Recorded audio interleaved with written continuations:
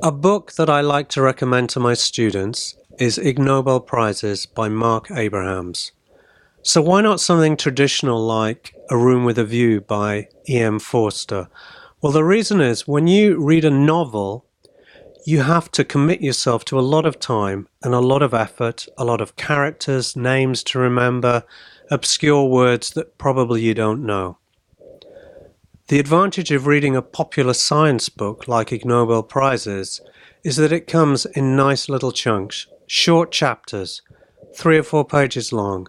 You can read them, leave them, come back to them later that day, later that month, later that year, and you've missed nothing. The chapters are interesting, they're about science, they're about technology, with words that you're probably quite familiar with.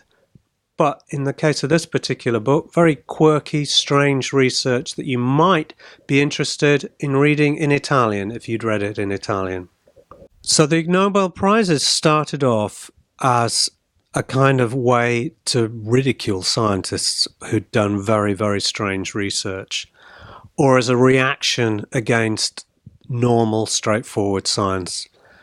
Today it's very different. It awards science that is different, quirky, but useful. So, for example, there's a great one on how when you're preparing your pasta, you're preparing your spaghetti, and you break it.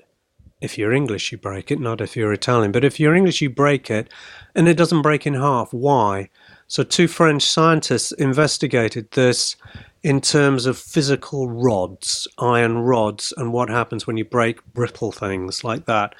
So the starting point is quirky, the result is really useful science.